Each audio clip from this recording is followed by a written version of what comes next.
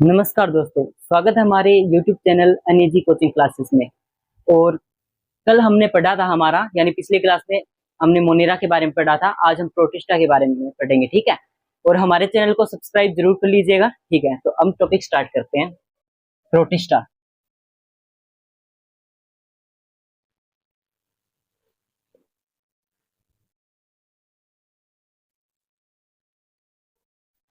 अब जो मोनेरा है, हमने मोनेरा के बारे में बताया था, वो एक कोशिकीय प्रोकैरियोटिक होता है, लेकिन ये एक कोशिकीय यूकैरियोटिक होगा।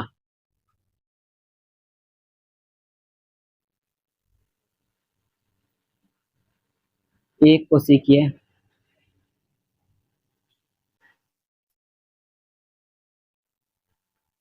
यूकैरियोटिक, यानी जितने भी एक कोशिकीय यूकैरियोटिक है वो प्रोटिस्टा के अंदर आएंगे, ठीक है। और इसके बाद देखते हैं कहाँ पाए जाते हैं, स्थान या फिर आवास।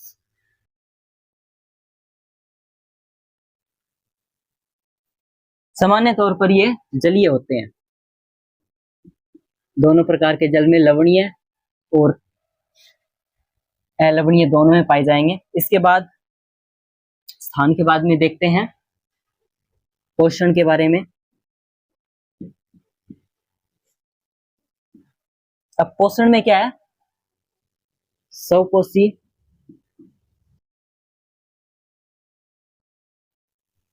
तथा परपोषी दोनों ही होते हैं।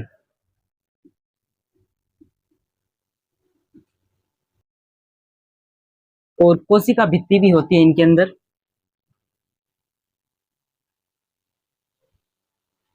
कुछ के अंदर सेलुलोज की भी होती है, कुछ के अंदर नहीं पाई जाती, ठीक है।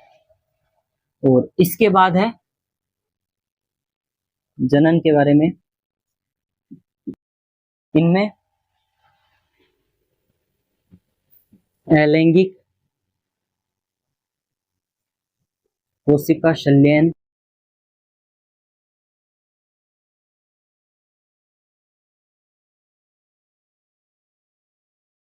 और लैंगिक जनन पाया जाता है।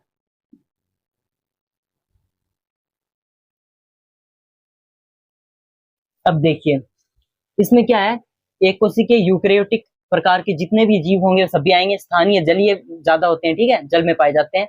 और पोषण स्वपोषी तथा परपोषी।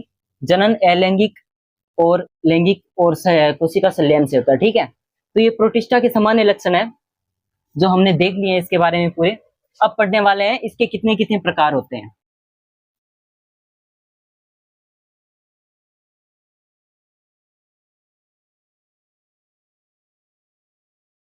इसके अंदर पहला हम देखते हैं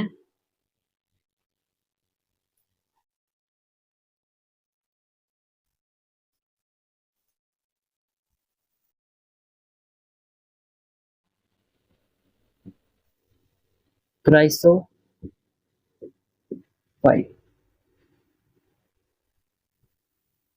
क्राइसोफाइट या क्राइसोफाइटा, ठीक है। क्राइसोफाइटा, ठीक है, इसके अंदर आ गया। और इसके बाद में डाई फ्लैजिलेट। और इसके बाद में यूग्लिनोइड आ जाएगा, ठीक है। और इसके बाद में यहाँ पे औपंक कवक। और चौथा होता है इसके अंदर क्राइसोफाइट, डाइनोफ्लैजिलेट, यूग्लिनोइड और औपंक कवक, ठीक है। ये इतने अब देखते हैं अभी। तो इसके अंदर क्या है, जो क्राइसोफाइट्स होते हैं ना, ये और ये दोनों क्या है, स्वपोषी होंगे। ये दोनों स्वपोषी।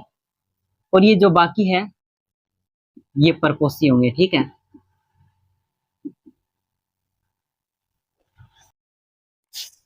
इनके अंदर क्या पाया जाता है, इनके अंदर क्लोरोफिल पाया जाता है जिसे अपना भोजन ग्रहण करते हैं। और ये अलग होते हैं, ठीक है। अब हम सबसे पहले क्या देखने वाले हैं, क्राइसोफाइट के बारे में देखने वाले हैं।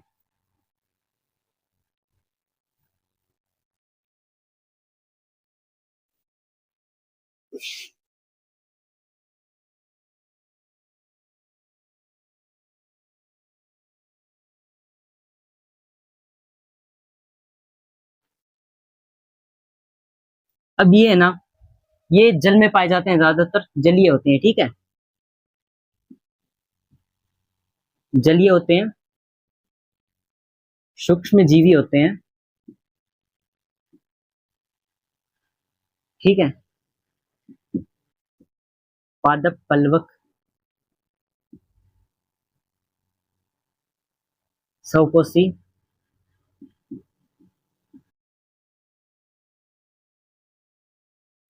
ये इसके सामान्य लक्ष्य में है। इसके अंदर दो प्रकार और होते हैं, क्राइसोफाइस अंदर दो प्रकार होंगे। पहला आ जाएगा डाइटम्स, और दूसरा आ जाएगा गोल्डन एल्गी या फिर सुनहरे शैवाल।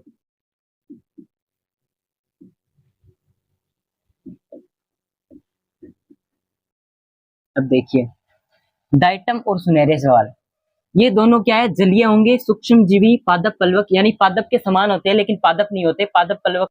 ऐसे मान लो कि ये एक जगह पर रहते हैं और वहीं पे अपना भोजन ग्रहण करते हैं, और जिस दिशा में जल बहता है वहीं पे ये बहते हैं, ठीक है।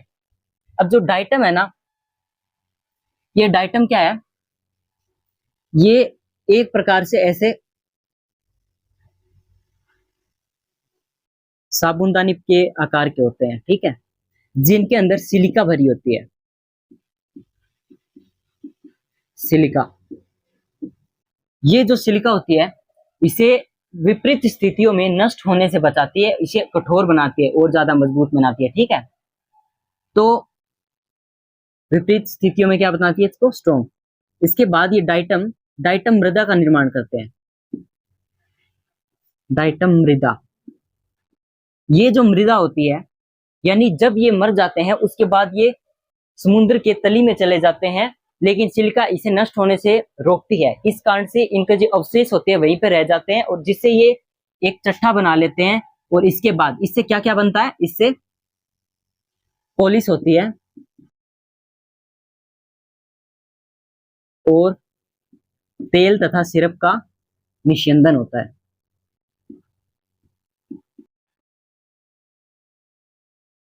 फिल्ट्रेशन या निस्यंदन।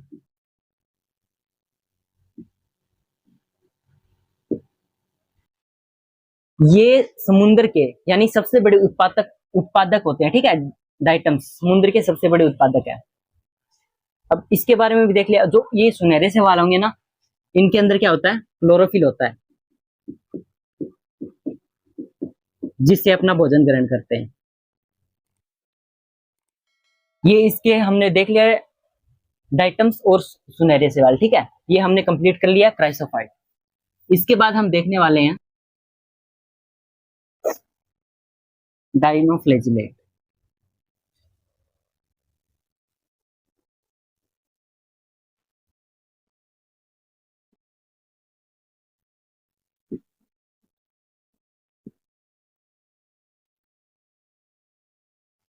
अब ये जो डाइनोफ्लेजिलेट है, यानी नाम से ही पता चल रहा है कि इनके अंदर कसाबिका होती है। इनके अंदर क्या है, दो कसाबिकाएं, दो कसाबिका पाई जाती है गमन के लिए। इनके अंदर सेलुलोज की भित्ति होती है। ये स्वकोषी होते हैं,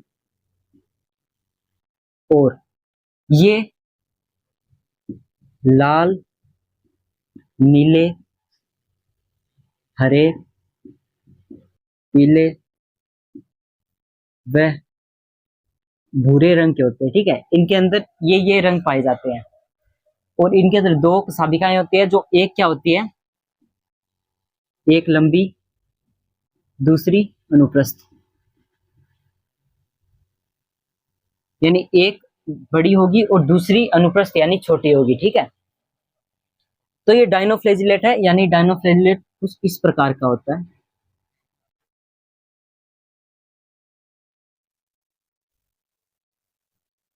ऐसे इसकी दो कसाबिकाएं होती है, और ये यहाँ पर सेलुलोज की कड़ी पट्टियां पाई जाती है, ठीक है।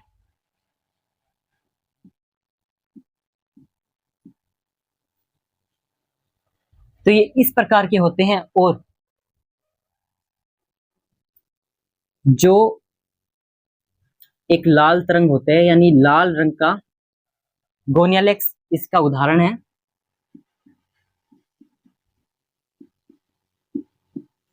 ये जो लाल तरंग है ना, गोनियालेक्स की वजह से फैलती है, यानी इनकी तादाद जितनी ज्यादा बढ़ेगी वैसे वैसे ये फैलेगी, और जिसके कारण जीव विष बनता है और जिससे आसपास के जीव मर जाते हैं। ठीक है, आसपास के जितने भी समुद्र के अंदर जीव होंगे उनके लिए घातक होगा जीव विष।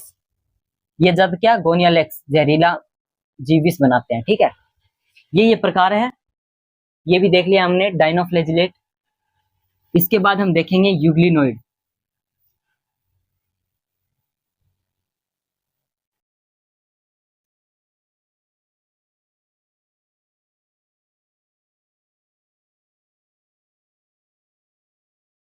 अब ये जो यूग्लिनोइड है ये सौपोषी भी होते हैं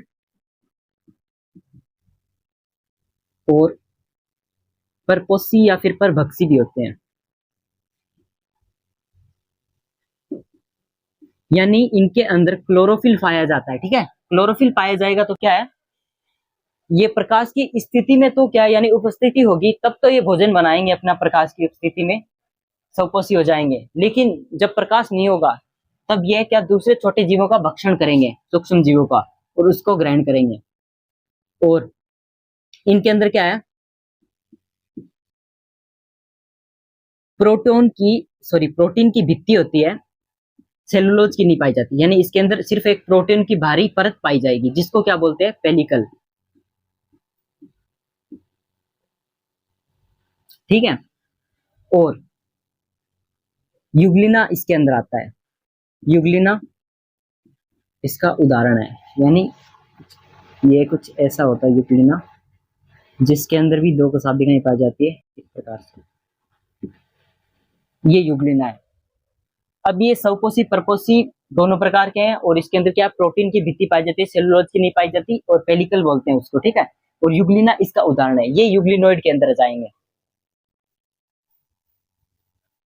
अब नेक्स्ट देखते हैं हम अवपंक कवक।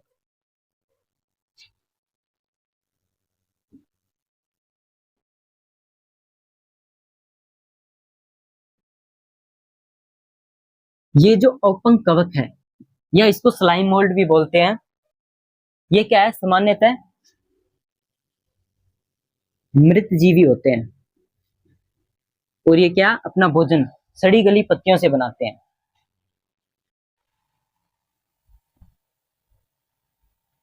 तो हमने यूग्लिनोइड देख लिया है, इसके बाद क्या है, नेक्स्ट आएगा अवपंक कवक।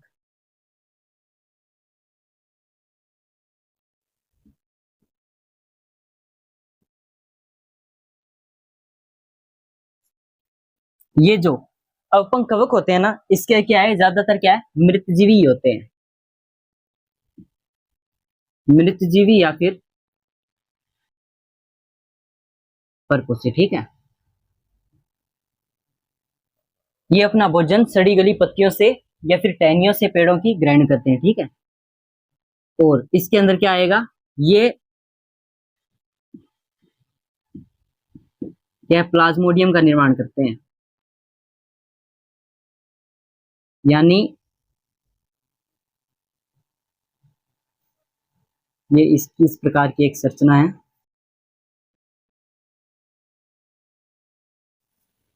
और जब इनको या कोई पत्ती या फिर ऐसे ऐसे कोई सड़ी गली पत्ती मिल गई तो ये इसके ऊपर आ जाएंगे, और अपना जल्दी जल्दी क्या है, विभाजन होगा इसके अंदर, तो क्या बनेगा, प्लाज्मोडियम। प्लाज्मोडियम अवस्था आती है,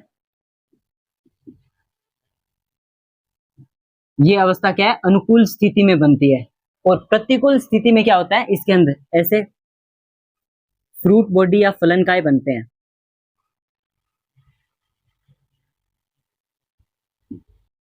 फलनकाय, और ये जो फलनकाय होते हैं ये क्या है, हवा के माध्यम से बिखर कर दूसरी जगहों पे फैल जाते हैं, जिससे इसकी और ज्यादा अधिक क्या बन जाते हैं, संख्या हो जाती है। ठीक है, तो ये सामान्य क्या प्लाज्मोडियम में इसके अंदर क्या स्लाइम मोल्ड आ जाता है, हमने इसके बारे में देख लिया, बस इसके अंदर यही होता है।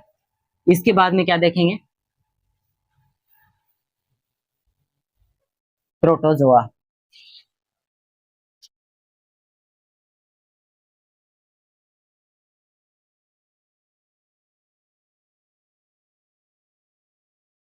प्रोटोजोआ क्या है, सामान्य परजीवी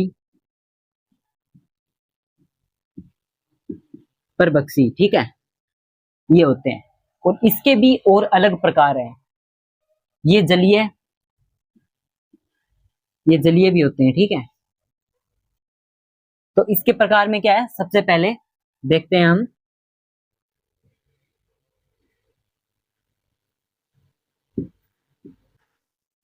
अमीबिया, प्रोटोजोआ, इसके बाद स्पोरोजोआ,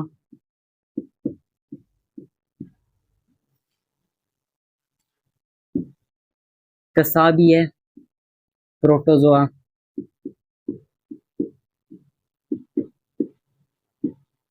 और इसके बाद पक्समा भी है, प्रोटोजोआ, ठीक है। इसके ये 4 अलग अलग प्रकार हैं। और इस अमीबिया प्रोटोजोआ में सबसे पहले क्या होगा, ये जैसे अमीबा है, ये कूटपाद बनाएगा, ठीक है, और इससे अपना भोजन ग्रहण करेगा। इसके अंदर अमीबा, ठीक है, इसका उदाहरण है एंट अमीबा,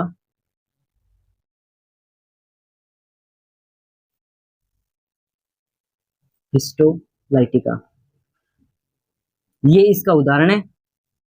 यानी जो इस प्रोटिस्टा के अंदर आएंगे, ये ज्यादातर क्या होंगे, ये ज्यादातर रोगजनक होते हैं। जैसे अमीबिया प्रोटोजोआ में अमीबा, जो एंट अमीबा हिस्टोलाइटिका, ये आ जाएगा। ये स्वच्छ जल और दूषित जल दोनों में पाए जाते हैं, ठीक है। अब स्पोरोजोआ में क्या है, इसके अंदर विशेष,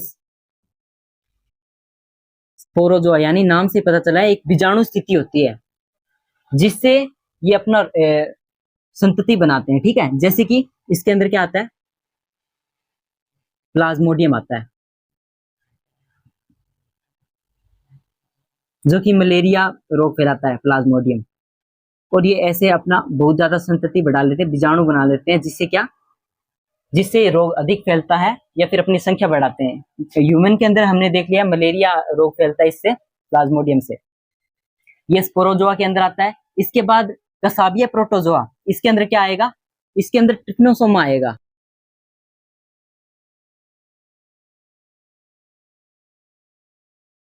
ट्रिप्नोसोमा, ठीक है।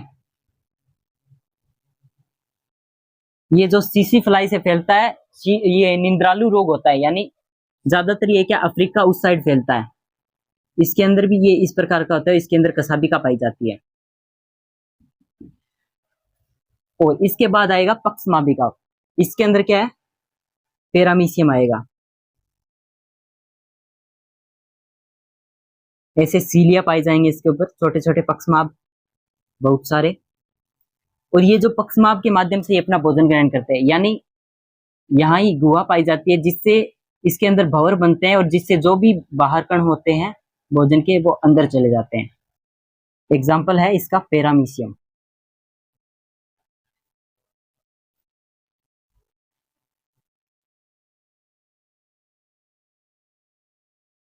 हमने प्रोटिस्टा के बारे में पूरा पढ़ लिया है। इसके अंदर हमने 4 अलग अलग प्रकार देख लिए हैं, तो इसके अंदर यही सब होगा, ठीक है। पूरा प्रोटिस्टा देख लिया, प्रोटोजोआ के बारे में देख लिया हमने, और जितने भी इसके अंदर आएंगे सभी क्या है, ज्यादातर जलीय होंगे। और इसके अंदर ये स्वपोषी परपोषी दोनों प्रकार के होते हैं, रोगजनक भी होते हैं।